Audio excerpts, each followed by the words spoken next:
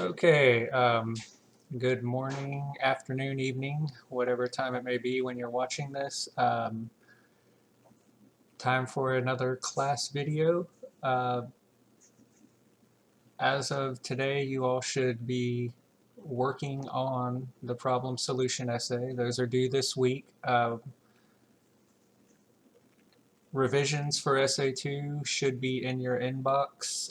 For those of you who got them in, if you sent it in like right on the last day at the deadline, you'll get it sometime this week. Hopefully today, well, Monday or Tuesday. It's actually Sunday right now when I'm making this, but you should get those back this week without question. Now they are revisions, so what you get is the final grade.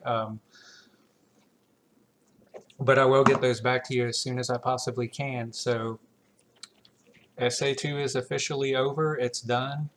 Focus on Essay 3, the problem solution. And in the previous two videos, I think I've covered in a fair amount of detail what the requirements are for this essay. So read the assignment sheet closely, watch the videos, and again, if you have any specific questions, you can text me, email me, call me. You have so many different ways to get in touch with me. So um, go ahead and utilize them if you have any questions.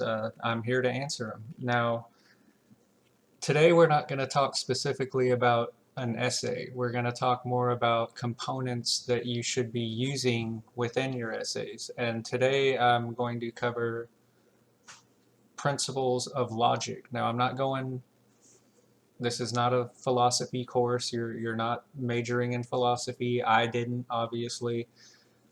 But when you are making arguments, using logic is a key to making a true argument, and for the problem solution, for making true solutions. Okay, so you should be using these principles. Now, whether you even realize you're doing it or not, at the end of the day, that's not even really all that important. It's just that you know that you're making valid claims and sound conclusions. So what does all that mean? Well, what I'm going to cover today is loosely based, which is why I have it written right up here, loosely based, um, on Aristotelian logic, and that would be referring to Aristotle. Now, in its most basic form, and again, this is just going to be basic. This is a kind of a broad overview. Obviously, people spend years and years, if not decades, of their lives studying this stuff. Um, so they can contemplate on why they're unemployed. That's a joke. That's a joke. Actually, that's me paraphrasing Bruce Lee, who was a philosophy major and did have a degree in philosophy from UCLA, I believe. And he said, I can ponder on why I'm unemployed in great detail. Uh, Again, paraphrasing, but yes, that was from Bruce Lee. So, what is Aristotelian logic? Well, it's based on two overall components. You have a premise, and then from that premise you have a conclusion. Now, in order for it to be considered logical in this sense, you have to have a valid premise, which is the statement that supports or justifies the conclusion that is reached. So it's a proposal of sorts. The premise is kind of your proposal. It's a statement. So if you think about it in your essays, your thesis statement is a premise from which you are drawing your conclusions, and your conclusions support and justify your thesis or your premise. So all of this stuff kind of goes in a big circle. Now, in order for it to be considered logical by Aristotelian standards, you have to have a valid premise, and your conclusion has to be sound based on that premise. They have to support each other.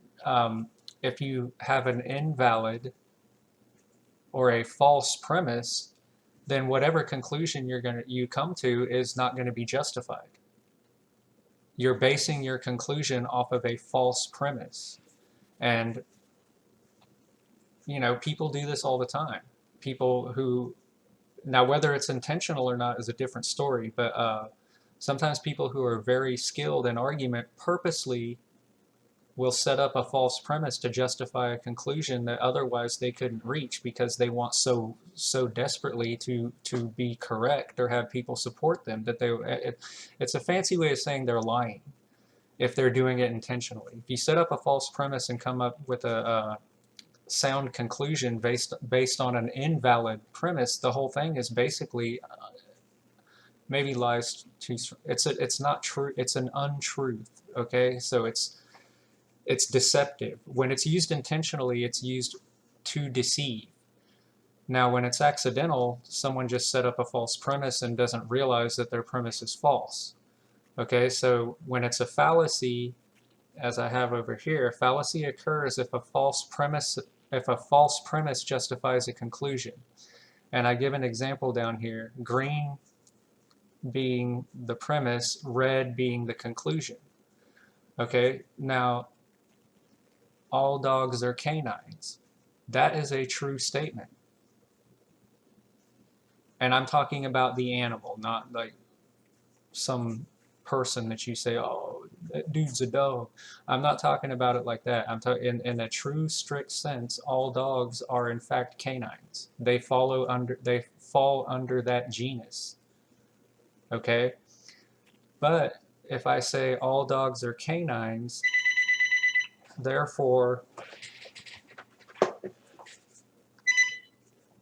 my phone rings. We'll get rid of that. So if I say all dogs are canines, that's my premise. That's my statement. That in itself is a true statement, but I'm going to draw a false conclusion from that. All dogs are canines, therefore all canines are dogs. That's basically what would be called circular reasoning. Now, why is that conclusion false? Because canines cover a whole wide variety of animals. Wolves are canines. And yes, I know some of you out there are like, well, wolves are just the great-grandfathers or grandmothers of dogs. They're part of the same genus. They are not the same species. Okay, a wolf is not a dog is not a wolf. Yes, you can have, like mixtures and things like that, but I'm talking in a strict sense. So if I say all dogs are canines, therefore all canines are dogs, I have come to a false conclusion. That is not a logical, that is not valid nor sound. Now my premise is valid because all dogs are canines. But my conclusion is not sound because all canines are not dogs. Wolves are, as I said, jackals. What else? Foxes. There's foxes that are canine. Hyenas. There's a bunch of different animals that are not dogs that are in fact canines. So that would be a false conclusion based on a valid premise. Now it can be the opposite too. You can have a false premise, and if you have a false premise, first of all, whatever you can come to, what I'm trying to say here is that you can come to an unsound conclusion based on a valid premise, because this is a valid premise, that's why it's green. This is a false conclusion, that's why it's red. Okay? So you can have a valid premise with a false conclusion. Now, if you have a false premise, it doesn't matter what your conclusion is. The conclusion, regardless of what conclusion you come to, if it's set up on a false premise, the entire statement is false. Okay, so you have to be careful how you organize your arguments. If you're setting it up on a false premise, no matter what you come to, it's going to be garbage. It's going to be junk because you're basing it on a false premise. So when you're forming your thesis or your main argument, your proposal, if you will, make sure that you have a valid thesis. Because if you don't have a valid thesis, no matter what you're arguing in the rest of that essay, it's all for nothing. It's if an intelligent reader, which is our audience, each other, if an intelligent reader gets to your thesis statement and it's a false premise or a false statement, a false proposal, they're going to right away, that doesn't mean they're just going to stop reading it. It just means the red flags are going to go up and go, okay, well, first of all, the claim is false. So whatever they say here doesn't matter. You might have some really good points in there, but it's not going to matter because you're basing it on a false premise. Okay, so you have to be very careful how you set these up. Now, if you have an invalid or false premise, whatever conclusion you come to is not going to be sound. So therefore you have an illogical statement. So your whole essay, whatever follows after your thesis statement, is based on illogic. You've made a bad argument. You've made an invalid argument. So what you want to make sure is that you have a valid premise to begin with, because that's what you're going to be proving in the rest of your essay, and that from that valid premise you draw a sound conclusion or conclusions. And you can have multiple premises and you can have multiple conclusions. This is not a straight line. This is not A plus B equals C. It can be A plus B plus C equals ED. It could be all, you can have multiple premises and multiple conclusions, because not every scenario or proposal is going to have the exact same outcome. This is not science. We're not doing a hypothesis. A thesis is not a hypothesis. Now remember, in science, a hypothesis, you have to get the same result no matter how many times you perform that experiment. If you don't, then it doesn't become law. It has to be, if it's performed under the same conditions, the same way, 1 million times, you will get the same result 1 million times. There will be no zero, no deviation. Well, in real world scenarios, that's very seldom is that possible. The same scenario can have multiple outcomes, or a similar scenario. You see what I mean? So I'm not asking for scientific hypotheses. I'm asking for a logical argument. In other words, you have a valid premise and you have a sound conclusion based on that premise, and they support each other. So when you guys when y'all are doing this problem solution, this is extremely important that you follow as closely as you can. You follow these principles of logic. Now, even if you are doing the satire option, which if you're watching the videos, you know what I'm talking about. If you're not watching the videos, you're not attending class. So you need to go back and watch and catch up if you have no idea what I'm talking about when I say satire. So what I'm going to do here is go over logical fallacies. This is where something becomes no longer valid nor sound if you're using these. Now, like I said, people use these intentionally to mislead their audience. They can use them very skillfully. Someone who's very skillful at using logical fallacies can make a complete garbage argument look like it's good. Okay, now it's kind of like, you know, like if you were selling a car and you knew the car was just a complete piece of, I'll just say junk because I'm going to be rated PG here, but someone's selling a car that's a complete piece of junk, so they want to get far more money than it's worth, so they slap a cheap paint job on it to cover up the rust, maybe sand it down a little, put some Bondo in it where there's holes and rust. Basically, and then put a nice temporary, it'll look good for maybe a couple months, put a temporary paint job on it, maybe throw some cheap wheels that look fancy on it, maybe throw some octane booster so it'll start up for a test drive, run for a few miles for a test drive or something, and make it look like it's this really good thing, and somebody shells out the money, says, hey, that's a nice looking car. 15, 20, 30 days later, the thing's gone. It's just, it doesn't start, doesn't run, the paint's flaking off, the rust, the Bondos. That's kind of what these fallacies are used for. They make something look a lot better than it is. In other words, they can make, when they're used intentionally, they can make a completely unjustified conclusion seem like it's the only logical way to look at something, when in fact it's not. So they're used for deception when they're used intentional.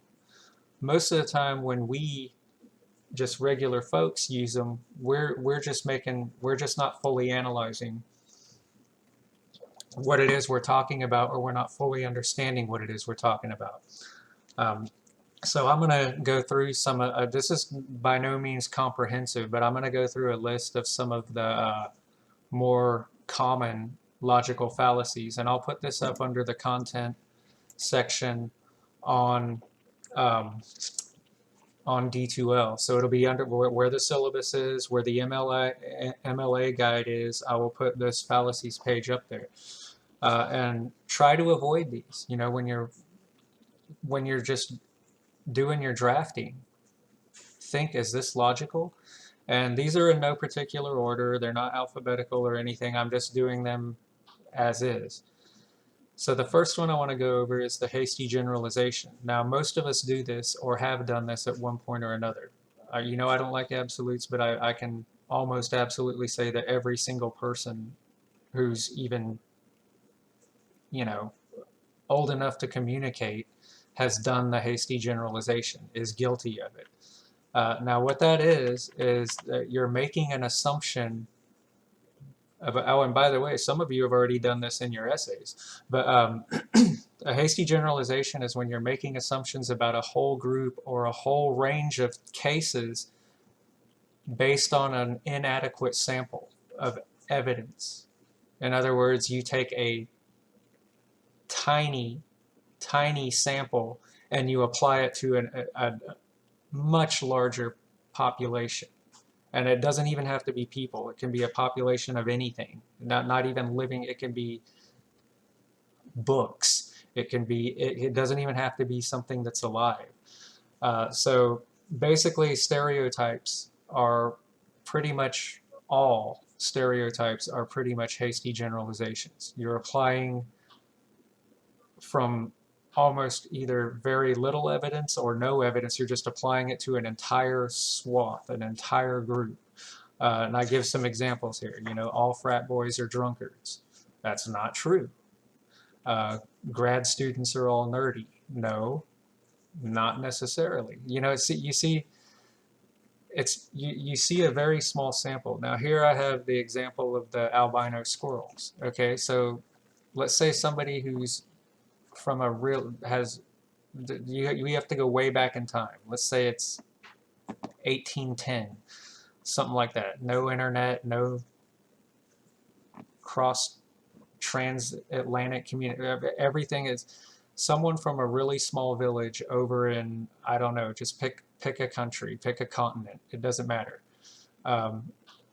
We'll say the Scottish Highlands, extremely rural. They don't even have telephone lines, telegraph. They don't have anything in this person's, no outside communication in this person's village. Somehow or another, they find their way down to London, jump on a boat, and are able to come over to the United States. Okay, they get to the United States. When they get off the boat, they start walking around Boston, I guess, whatever you want to say. And the first thing they see scampering around in a tree that's over next to the sidewalk they're walking on is they see an albino squirrel. Now, albino squirrels exist. They're real, just like albino rats, you know, the white ones with the red eyes that look cool and all that. They're real things, but they're pretty rare. But the first squirrel that this person sees when they get to the United States is an albino squirrel. So the first thing they do when they get to their little room and board is they write their mom and dad back in rural Scotland. They write them a letter and they say, Mom, Dad, you're not going to believe this. The squirrels in America are white. They're albinos. Now, It is true that this person did see an albino squirrel, and it was in America, in the United States.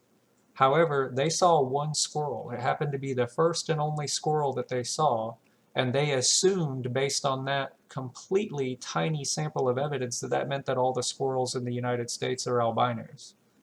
That's a hasty generalization. You've taken, and come on, y'all, we live in Georgia. How many squirrels do you think are out there in the entire US? And this person saw one that happened to be an albino squirrel and assumed that all of them were. That's a hasty generalization. Now, that's a pretty obvious example, but people make these hasty generalizations all the time. Okay? Don't do that in your essays. If your conclusion is a hasty generalization, then you're not doing it right. It's basically jumping to conclusions with very little, or in some cases, no real evidence.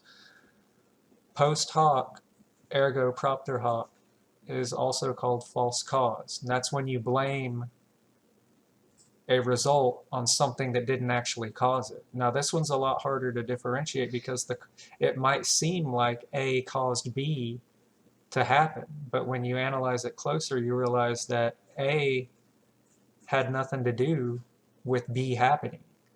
So, and what post hoc ergo propter hoc means is after this, therefore, because of this. So if B happens after A must have caused B. Now, sometimes that's true, but when it becomes a fallacy is when they have no real relationship. And I always use the example here of because when I wrote this list up, I was teaching at UNLV in Las Vegas. Well, there's a lot of gamblers in Las Vegas. Believe it or not, folks, gambling's pretty popular there. And also, believe this, all those billion-dollar casinos weren't built off of people winning. Keep that in mind. If you go there, have fun. Don't expect the mega millions. All right, so that's what I call, that's the false cause. So gamblers are very superstitious, right? Just like baseball, a lot of baseball players. A lot of gamblers are very superstitious. So say this person's a hardcore gambler. They go to the same little poker bar where they play video poker every day. It's the little tabletop games. You can play them on your computer and all that stuff. They're in a horrible losing streak. They're losing so much money, down on the dumps, and they decide they got to do something to change their luck. Now, we all know in the reality of things, luck has very, very, very little to do with gambling, other than being with the little tabletop card games. You press the right button, held the right thing, and you happen to be sitting in the right chair at the right table at the right time. So yeah, luck was a factor. However, when it becomes a fallacy, is this person just keeps losing, right? And they decide to go to a store and find what they think is the ugliest shirt in the entire store. So they buy the ugliest shirt in the whole store, put it on, and they say, "This is my lucky shirt." So they go back to the same little casino bar. They go to the same chair, go to the same machine. They put their money in. They're playing max bet and all that stuff. And on the first hand, they hit a royal flush. Boom, they win $1,200. Must have been the shirt, right? It's their lucky shirt. However, we know that's not true. But to that person, they would truly believe that. They would think, wow, my lucky shirt really works. We know that it doesn't. The shirt had nothing to do with that result. That would be false cause. It would have absolutely nothing to do with it. It was just, in that case, they were sitting at that place at the exact right time. They pressed the right buttons and got the desired result, but the shirt they were wearing had nothing to do with it. So their lucky shirt is not, in fact, their lucky shirt. It's just false cause. Now, slippery slope is a lot more, can be a lot more complex, and slippery slope is used all the time, especially now. Well, I shouldn't really say especially now, it's going on all the time.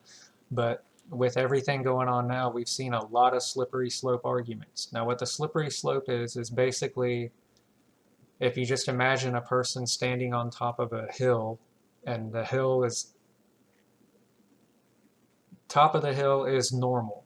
Everything's normal. Bottom of the hill is absolute worst disaster, worst case scenario, and the entire hill is incredibly slippery. So as soon as you take that first step, you're not going to go down in increments. You're going straight to the bottom. So it goes from right here to worst case scenario based on one simple step. It's a fear tactic. And slippery slope is almost always used intentionally. It's to scare people into agreeing with something they normally wouldn't agree with. Um, Again, like an example would be if you don't stop smoking cigarettes, you're going to start doing heroin. That's a slippery slope, but that's also a scare tactic. Or if we pass this bill, then the next step is going to be total 100% whatever. It goes from one tiny step to the absolute worst case scenario. It's a fear tactic. And like the example that I gave, if you don't stop smoking cigarettes, you're going to start doing heroin. We know that's not true because if you just look at the actual revenue numbers, at the number of people on Earth, not just the U.S., not just in Lawrenceville, not just in Georgia, not just in anywhere, in the entire world, if you look at the amount of people that smoke versus the amount of people that do heroin, you're going to see that the numbers are not even close. It's not even remotely close at all. And not all people who do the drug, the heroin, smoke. And so it's a slippery slope argument. And if you actually, that one doesn't even take, that takes almost nothing to actually analyze. But that's how slippery slope works. You're just trying, you don't, your goal is for people not to analyze what you're claiming. You're trying to scare them into being illogical. You're trying to scare them into not noticing that you're just, in this case, with the example that I just gave, flat out lying. You're just making something up to scare people into agreeing with you. Now, we use the slippery slope for things that aren't quite so serious. Like think about when we were kids, like with Christmas or something, whatever. If you're not good, then you're not going to get anything. Most of the time, that's not true. Okay, now appeal to authority is kind of a different one because it's not always a fallacy. This should more often say appeal to false authority. So this is used a lot in advertisements for, what I consider somewhat shady products like natural remedies, things that, all these kind of things that they sell on the internet. You see the ads for them pop up everywhere, where it's something that has not been FDA tested, FDA approved, nothing like that. It's just some kind of natural herbal supplement, because y'all know herbal supplements don't have to be FDA approved, and they can, as long as people aren't dying and not enough people are complaining, they can make outrageous claims with no actual proof that they do what they say they do. It happens quite a bit, and sometimes it can have serious results before somebody puts a stop to their claims. But they often do this. Well, on their advertisements, they'll show just a person that has like a lab coat on and like a stethoscope around their neck, and they'll be talking about, well, yes, this new herbal supplement from this exotic plant extract will make you Superman. Yay, you can fly, you can bend steel bars with your hands, you can whatever. They make these outrageous claims, and then they'll put the person in some kind of outfit to look like a medical professional or something, and then they'll just put doctor, DR, in front of their name. Well, they could be a doctor of basket weaving or something, or not even a doctor, and it'll say in very, unless you have like some super res 8K monitor or TV, you can read the fine print that says actor portrayal. So they're making these outrageous claims, but they look like they're an authority. That's when it becomes a fallacy. Or if they do have an actual credential where they are, like, say, have a PhD and they are a doctor, but they're commenting on something that they have no expertise in. What if they're a doctor of mathematics and they're talking, claiming to be an expert, and they're showing them as Dr. So-and-so, and they're talking about something that's in the realm of biology, and they're a doctor of mathematics that has nothing, what they're talking about has nothing to do with mathematics, but everything to do with microbiology. Then they're not an authority, but they will make them look like an authority. They will make them sound like an authority, appear to be an authority, when in fact they're not. That's when it becomes a fallacy. Um, so be careful with that, and it's all over the internet. Now this next one, ad populum, to the people, is what it means in Latin, or bandwagon. It's probably the most commonly used fallacy, especially when we're younger, when we're kids. It's that everybody else is doing it. Peer pressure. Bandwagon is basically peer pressure. Well, you should do this because 10 million other people already have. And that's it. That's the only argument. That is the basis, that's the premise, and that's everything. Is, well, why should I buy this? Because everybody else is. Okay, think about that, y'all. If you're standing in a room and you're in line and there's 10 other people in front of you, and and you're in a room, there's 10 people in front of you, and at the end of that room there's no furniture, nothing, no decorations, just a blank room with a concrete wall 30 feet back, and you're in line and there's 10 people in front of you, and one by one all 10 of those people run at full speed head first into that wall and fall down seriously injured, and you're the 11th person in that line. Are you going to run headfirst into that wall? That's honestly an extreme example of what bandwagon is. Well, the 10 people in front of me ran headfirst into that wall, and it looks pretty cool. Now they're laying down, in various states of injury. If they all did it, maybe I should do it. It's like, some of you, when maybe one of your parents would say, well, if so-and-so jumped off a bridge, would you? That's bandwagon. So that one's pretty easy to figure out why not to use it. Hey, should I go see that movie? Well, it's the most popular movie in the country right now. Does that mean you'll like it? I don't know. So be wary of using bandwagon appeal.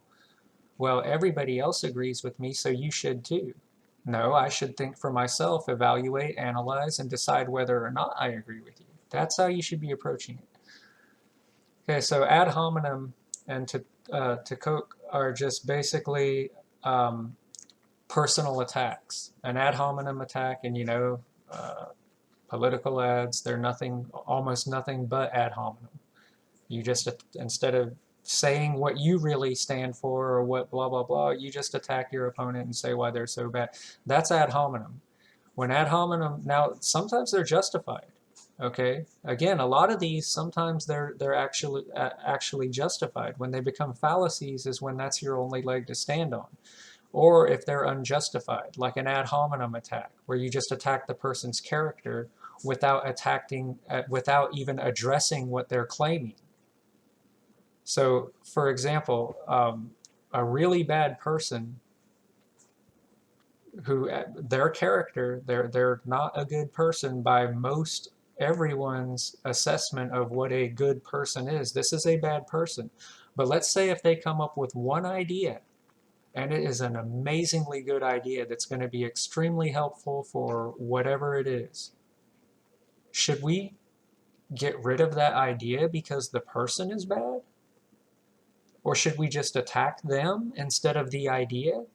That's what an ad hominem is. You attack the person. You don't attack the idea. You don't address the proposal. You just simply attack the character of the person making the proposal, regardless of what the proposal is. Now, generally, when this happens, it's because the person doing the ad hominem attack has no real they can't actually discredit what the actual idea or proposal is. It's actually a pretty good, valid, and sound proposal. So instead of addressing that because they can't, they will simply attack the person making the proposal. For instance, if somebody proposes some kind of bill, legislative bill, for the local community, I'm not even going to go to Washington, D.C., forget that. It's just in your little town, whatever, somebody proposes something that's going to help out almost every small business, but somebody who's their opponent doesn't like them. So they say, yeah, well, you shouldn't support so-and-so's bill because that person cheated on her husband 20 years ago. Okay, well, that's not a good thing, but what does that have to do with the bill? It has nothing to do with the bill. So you see what I mean? You're deflecting. When you commit the ad hominem, you are deflecting. Instead of addressing the issue because you can't, you decide to attack the person who's making that proposal. It's kind of an easy way out, and it's also, you've also changed the subject if you think about it. The people who fall for it are no longer focused on what the actual issue or the idea is. They're focusing on the person now and their character flaws.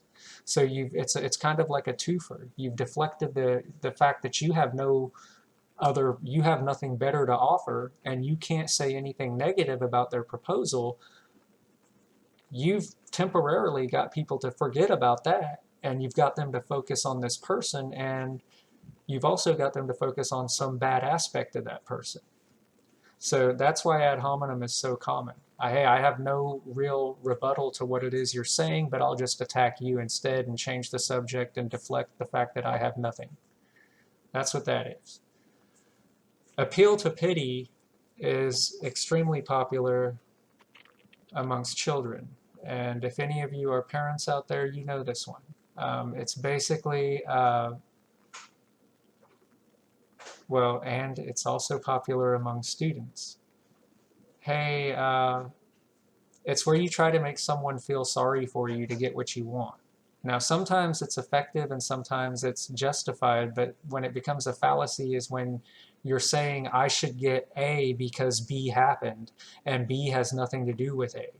For instance, hey, I know I didn't do any work this semester and I didn't turn in any assignments, but I've had a really bad time in my personal life, so I should get an A in this course.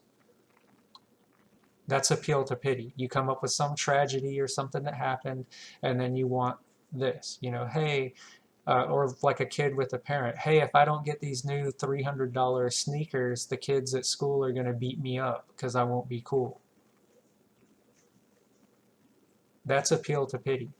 Now, sometimes where it becomes really effective, and for at least all we know, it's going to be justified somewhat, is like those commercials, for the like the ASPCA or something, the Society for Prevention of Cruelty to Animals. Well, they'll show you those poor, and if we love, in my house, we love animals, we love our pets, or did. We don't have any now because they're not with us anymore.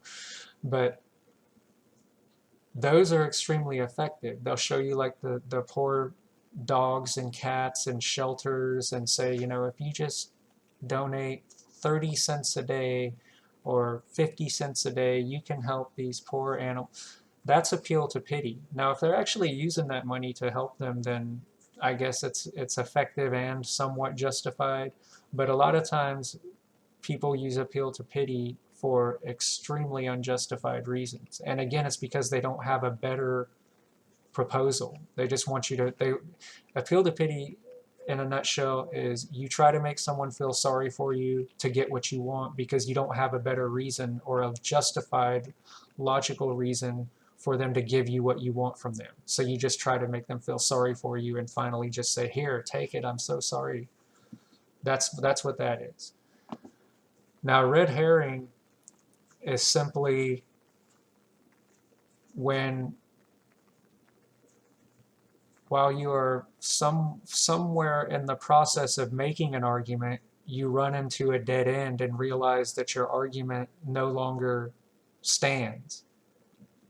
It's kind of like the cliche where you painted yourself into a corner. how are you going to get out? You were making an argument, things were going really well, you felt like you were making some headway, and then you realized that, oops, my argument just completely fell apart and has no legs to stand on. What am I going to do now? I'll change the subject. And generally, the red herring is where you're trying to change the focus without the other person realizing it, or the reader. And usually when the red herring comes into play was when you realize that your own proposal just fell apart and it no longer, it's a completely bad argument. You found a piece of evidence that just proved everything you're saying wrong. So what can you do now? Instead of start over, change the subject. But if it's a red herring, you're going to be very crafty in changing the subject, and the person is no longer going to realize, or the readers aren't going to realize that you've changed the subject, and now the ball's in their court. Okay, now this happens a lot in debates. So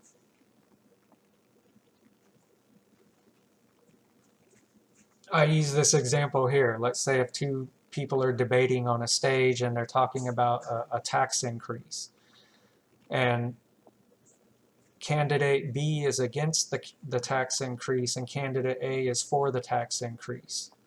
So candidate A, instead of explaining why the tax increase would be good, they use ad hominem, which I just mentioned earlier, to attack candidate B and change the subject. So candidate A says, passing this tax increase needs to happen.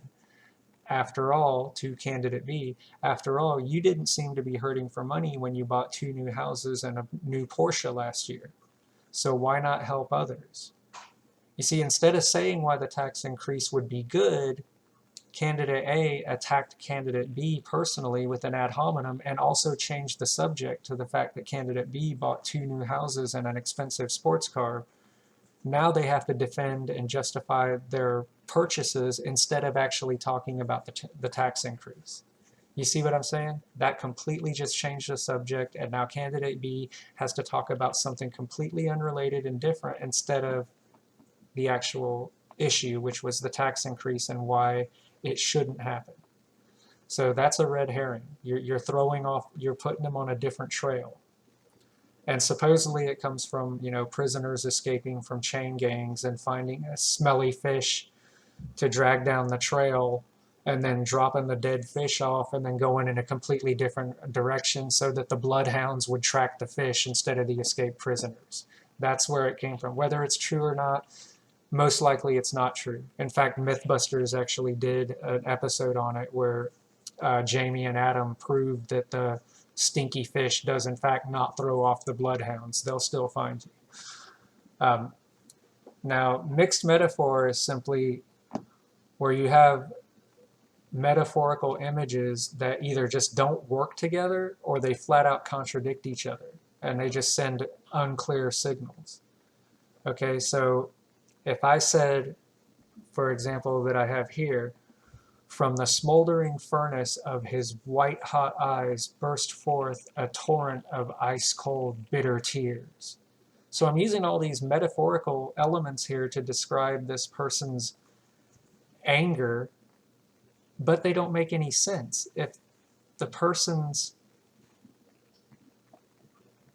eyes are a smoldering, white-hot furnace, why would ice-cold, bitter tears burst forth?